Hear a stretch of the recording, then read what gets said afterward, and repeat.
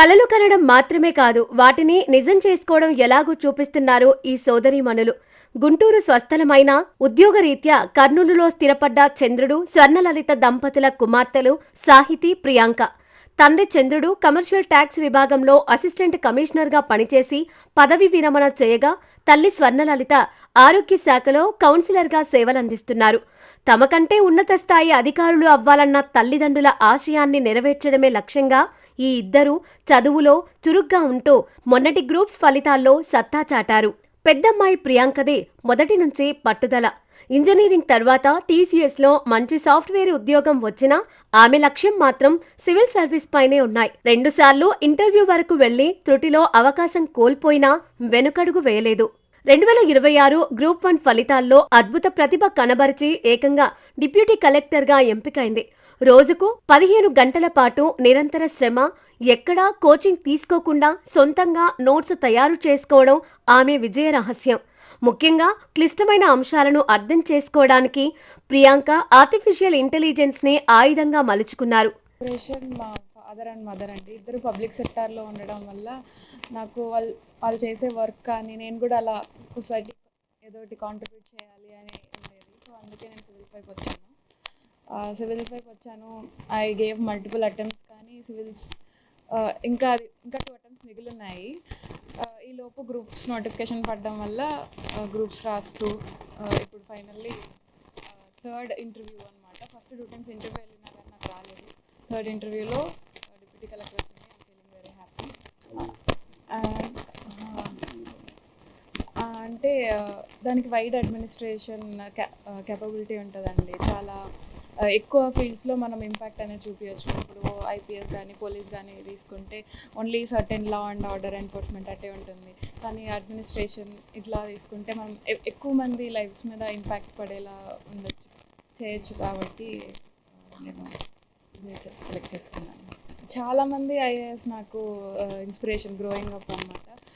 Poonam Malakondaiah ma'am కానీ, తర్వాత కొన శశిధర్ సార్ కానీ గుంటూరులో చేసినప్పుడు నాకు వాళ్ళు చేసినవన్నీ నాకు చాలా ఇన్స్పైరింగ్గా ఉండేది. మెయిన్ ఇన్స్పిరేషన్ అయితే మా పేరెంట్స్, ఆ తర్వాత ఉన్న ఐఏఎస్ ఆఫీసర్స్ వాళ్ళు. నేను స్కూలింగ్ అండ్ ఇంటర్మీడియట్ మొత్తం గుంటూరులోనే చేశానండి. ఆ తర్వాత ఇంజనీరింగ్ వచ్చేసి విశాఖపట్నంలో గాయత్రి విద్యా పరిషత్ కాలేజ్ బీటెక్ చేశాను. ఆ తర్వాత ఒక 1 ఇయర్ సాఫ్ట్వేర్లో జాబ్ చేశాను. కానీ సివిల్స్ వైపే రావాలని ఉంది కాబట్టి జాబ్ రిజైన్ చేసి ఇంకప్పటి నుంచి ప్రిపేర్ అవుతున్నాను.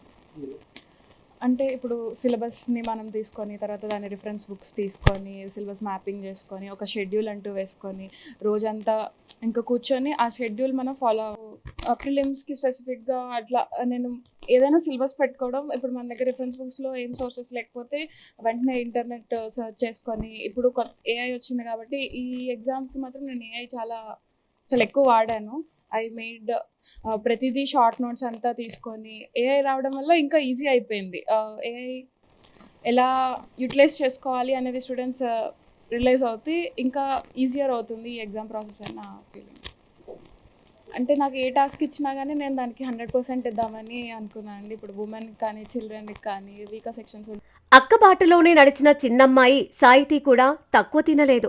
ఐఏఎస్ కావాలనే లక్ష్యంతో ఢిల్లీలో డిగ్రీ పూర్తి చేసిన సాహితీ మొదటి ప్రయత్నంలోనే గ్రూప్ 2లో విజయం సాధించారు. ప్రస్తుతం రోడ్లు భవనాల శాఖలో జూనియర్ అసిస్టెంట్గా ఎంపికైనప్పటికీ తన అసలు లక్ష్యం ఐఏఎస్ సాధించడమేనని ఆమె ధీమా వ్యక్తం చేస్తున్నారు. సివిల్స్ ప్రిపరేషన్ ఇచ్చిన అనుభవం గ్రూప్ 2లో మంచి ర్యాంక్ సాధించేలా చేసిందని సాహితీ చెబుతున్నారు. మా డాడ్ మా మమ్మీ ఇద్దరు ఎప్పుడు గవర్నమెంట్ సర్వీసెస్లో ఉండాలని అనుకున్నారు. దాంతో మా అక్క కూడా ప్రిపేర్ అవుతూ ఉంది అండ్ నేను ముందు నుంచి అలాగే ప్రిపేర్ అవ్వాలని అనుకున్నాను. సో నేను ఇంకా యూపీఎస్సీ 2 అటెంప్ట్స్ ఇచ్చాను.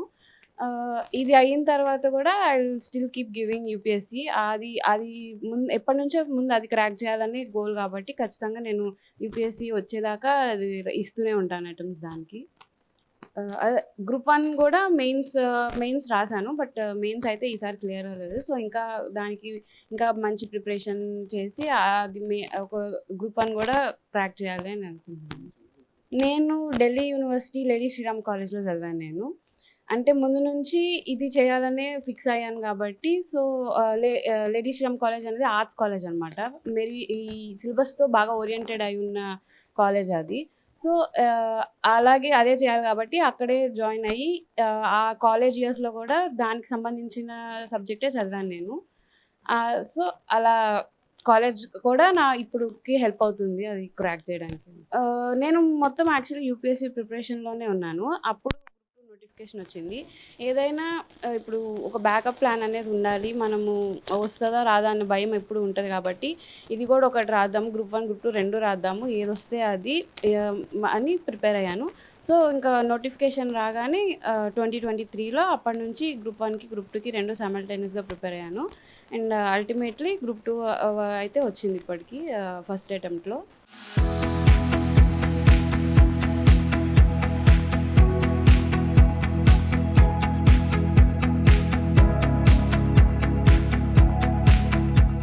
ఒకే ఇంట్లో ఇద్దరు కుమార్తెలు గెజిటెడ్ హోదా కలిగిన ఉద్యోగాల్లోకి వెళ్తూ ఉండడంతో తల్లిదండ్రుల ఆనందానికి అవధుల్లేవు.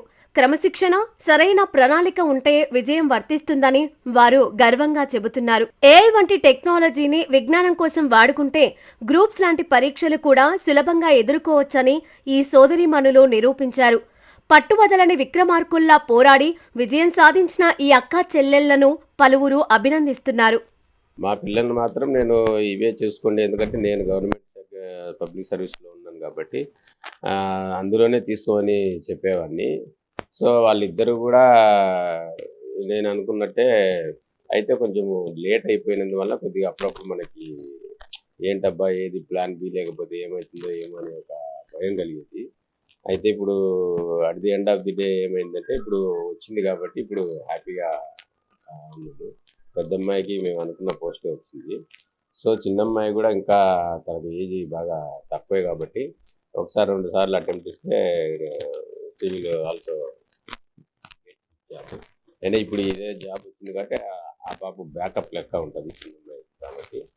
సో వీళ్ళు బాగానే చదువుతారు కానీ ఇంకా మనకేమంటే తల్లిదండ్రులుగా ఈ ఈ దీనిలో ఫోన్లలో ఇళ్ళల్లో ఎక్కువ ఉంటుంటారు. మామూలు ఇప్పుడు జనాలలో అసలు ఫోన్లు లేని వాళ్ళు ఎవరు ఉండరు, మనం కూడా చేస్తాం. సో అది నేను చెప్పేది ఏంటంటే ఫ్యూచర్ జనరేషన్ కొద్దిగా అది తగ్గించుకొని ఒక మినిమం అవర్స్లో ఒక ప్లాన్ ప్రకారంగా ప్రిపేర్ అయితే ఎవరైనా సాధించవచ్చు.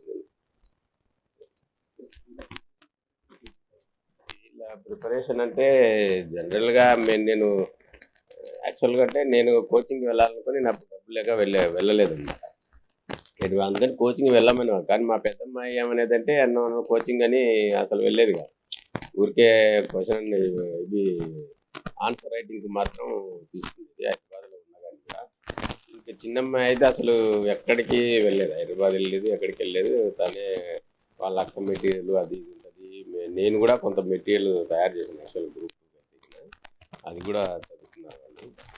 మ్యారేజ్ తర్వాత చేశాను జాబ్. తర్వాత ఆ పాప ఉన్నప్పుడు బ్రేక్ తీసుకున్నాను కొంత హెల్త్ ఇష్యూస్ వల్ల కానీ అలాగా. తర్వాత ఈ పాప 2 ఇయర్స్ 3 ఇయర్స్ స్కూల్ వెళ్ళేటప్పుడు నేను మరి స్టార్ట్ చేశాను. నేను జాబ్కి వెళ్తున్నాను కానీ పిల్లల్ని అయితే నేను చూసుకునేదాన్ని. ఎక్కడ వాళ్ళకంటే నేను సఫర్ అయ్యాను కానీ పిల్లల్ని ఎక్కడ సఫర్ చేయలేదు. ఒక ప్లాన్ ప్రకారం ఉండేది. ఎప్పుడు ఏ టైం చేసుకోవాలి, ఎప్పుడు పికప్ చేసుకోవాలి, ఎప్పుడు వాళ్ళని కూర్చోబెట్టి రాపించాలి అనేది అలా ప్లాన్ చేసుకుంటే ఫస్ట్ నుంచి వెళ్ళిపోయాను. తర్వాత చిన్న పాప అయితే తనే కొంచెం గైడ్ చేస్తే తనే చేసుకునేదాన్ని మొత్తం. ఈ హోంవర్క్స్ రాసుకోవడం కానీ ఏదైనా జస్ట్ నేను అలా ఉంటే చాలు అంతే. వాళ్ళు ఉండేది, వాళ్ళే చదువుకునేవాళ్ళు, వాళ్ళే చేసుకున్నారండి. కాబట్టి నాకు పెద్ద ఇది కాలేదు కానీ కొంచెం సఫర్ అయితే నేను అయ్యా. ఎందుకంటే ఇల్లు చూసుకోవాలి, ఆఫీస్ చూసుకోవాలి, ఇలా పిల్లల్ని చూసుకోవాలి కాబట్టి కొంచెం సఫర్ అయ్యాను. కానీ ఎండ్ ఆఫ్ ది డే ఏంటంటే వాళ్ళు సక్సెస్ అయ్యారు కాబట్టి హ్యాపీ.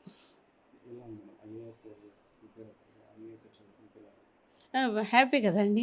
ఎందుకంటే నేను సర్వీస్ చేస్తాను. నేను పేషెంట్లకి ఏంటంటే కౌన్సిలింగ్ ఇస్తాను కాబట్టి యాక్చువల్గా నన్ను చూసి వాళ్ళు ఇన్స్పైర్ అయ్యారేమో అనుకుంటా. నాకేందుకంటే గుంటూరులో నేను చేశాను కాబట్టి జీజీహెచ్లో నేను 15 ఇయర్స్ చేశాను. అక్కడ పేషెంట్లు ఏంటంటే చాలా అఫెక్షనేట్గా ఉండేవాళ్ళు. నేను ఏదన్నా అన్నా కానీ మేడం మీరు తిట్టున్నట్టు అనిపించరు అనేవాళ్ళు. ఎందుకంటే నాది హెచ్ఐవి ఫీల్డ్ అనమాట.